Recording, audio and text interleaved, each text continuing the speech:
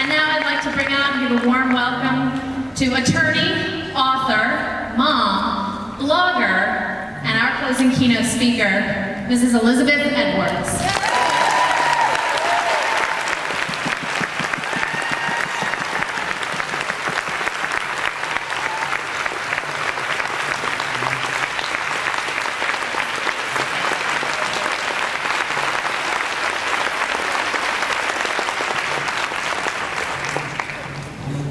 That's the fastest I've seen this group move from upstairs to downstairs. I have to congratulate you. I'm going to start with a couple of questions for our guests, and I think it's important for us to get the microphones out into the audience as fast as possible, because this is all of our conversation and all of our conference. Lisa and Jory will have the microphones. We probably will go back to you if you have a follow-up question, so please ask your question the first time. I am fortunate because I get to go first, and I'm going to ask a couple of questions for people who couldn't join us. But my first question is, given all that you're doing, all that you have on your plate, why did you decide to join us? Wasn't that I think a waste of time? No.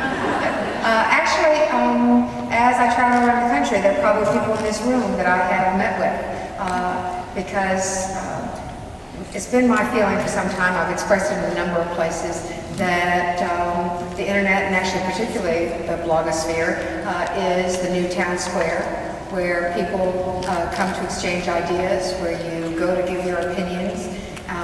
We don't have there are individual towns that have town squares, but there's no pamphleteers much. I mean, if there is somebody standing in the corner yelling their opinion, usually you assume it's some homeless person as opposed to somebody who actually has thought out ideas about a particular issue, and that's what you find on the internet. So you can go to websites of people here, or websites, even the ones that men run, and have discussions about the things that interest you, whatever it is. And honestly, I've been the full range of sites over my time on the internet.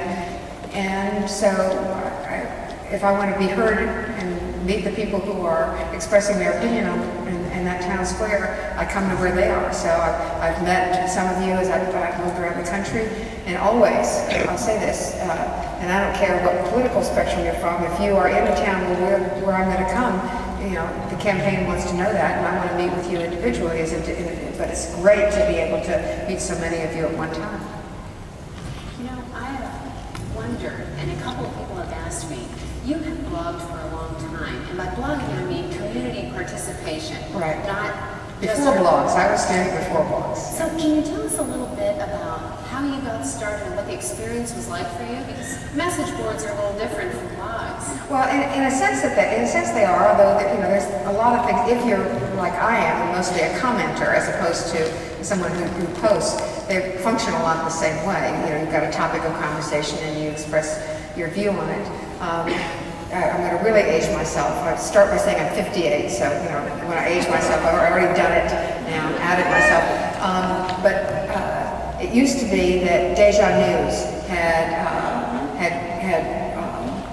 groups that you could join these news groups, and I participated in a number of news groups. I mean, I participate honestly, auctioning of sports cards with my son was one of the first ways that I do it. Somebody would have an auction, you bid on them online in these groups. That was not exactly communication. I did find, though, that we formed a community, oddly enough. Even in that group, we got to know one another, and even in that setting, odd as it seems, formed a community. So I was trying to get pregnant with Emma, Claire, and Jack. I formed a community there. It's a great community on what was then all infertility. I think it's moved now to other blogs. And after the death of my son, I really got involved heavily in both email lists that function a lot like blogs do, and certainly like news groups do, where it's a topic of conversation and different people chime in. The grief ones are like that. But Alt Support Grief, that news group became my home, my home away from home, a place where I found a community of people who were experiencing what I was experiencing. And what you saw, I think, there was, and you see it in everything. You see it when you go to a gardening blog, or you see it when you go to any kind of a health site. Now, of course, I go to health sites that have to do with cancer often. But whatever your topic was, those people had gathered together because we shared an interest.